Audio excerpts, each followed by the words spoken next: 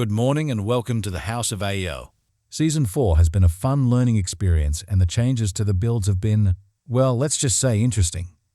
For Season 4 I decided to stick with the tried and true Blizzard, so let's get this started.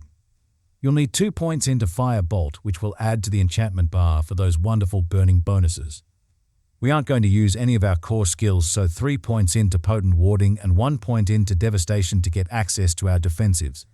Here we'll take 1 point into Flame Shield and 1 point in Teleport out to Shimmering for a little extra DR. Then we'll put 1 point in Ice Armor out to Shimmering to reduce cooldown, and finally 1 point into Elemental Attunement to reset our cooldowns and 3 into Glass Cannon. Next we'll take 1 point in Ice Blades out to Summon to reduce cooldowns. Then put that into our second enchantment slot to spawn more and reduce cooldowns even more. 1 point in Lightning Spear to help out with Vulnerable, 3 in Precision for more lucky hit, 1 in Align the Elements, and then 3 into both Protection and Mana Shield. Down in the Mastery area we put 2 points into Icy Veil to extend our barriers for as long as possible and 2 points in Cold Front for faster stagger. Then 1 point into Blizzard out to Mage's Blizzard for it to last longer. We only need 1 point in Blizzard as the damage is coming from the Ice Spikes aspect and not the actual Blizzard itself. 1 point in Inner Flames to get 3 into Devouring Blaze. Try to get more Devouring Blaze on your amulet if possible for boosted damage. Down in the ultimates we'll put 3 into all the icy goodness of Permafrost, Hoarfrost, Frigid Breeze, and Icy Touch, and then finally there's Mastery for a little extra DR versus close enemies. This is what our skill bar will look like when finished. Gameplay. Use Lightning Spear for our Tal Rasher stack and then to proc Vulnerable. Use Ice Blades on cooldown as much as possible as well as Ice Armor.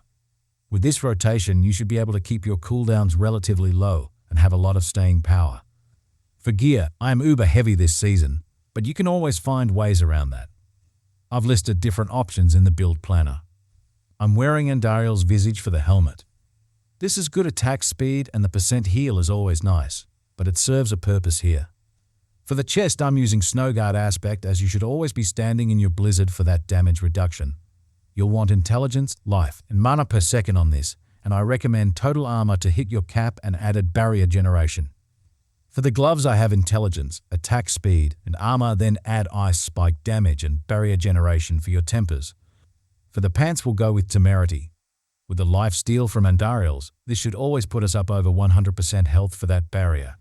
That constant barrier along with the reinforced Paragon glyph gives us an added 15% damage reduction at all times. You'll want to get these as close to 80% as possible. The boots are Yin's Blessing. The pair I have has excellent speed and damage reduction from close. The vulnerable damage is a nice bonus as well, but having a random non-mobility, non-ultimate skill on cooldown being cast every 8 seconds can be a lifesaver. The weapon is pretty standard.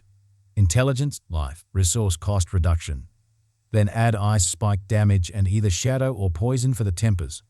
I already have poison on Andariel's to proc the 4th Tal Rasher stack, but I may change that out later so it's nice to have on the weapon. This is where you'll put the glacial aspect so it doubles the spike damage. The amulet is up to you, but having ranks in Devouring Blaze is a must for the damage boost. Intelligence would be nice, but that 32% movement speed is really nice to have. Then temporize spike damage and some kind of resource. I'd rather have generation or cost reduction, but RNG is what it is. For the rings, use Tal Rasher for that lovely 60% multiplicative damage, and if you can get it, Starless Skies. If you don't have that yet, then a ring with life on hit to help with temerity, attack speed, and resource cost reduction or critical damage. Then ice spike damage and resource on your tempers.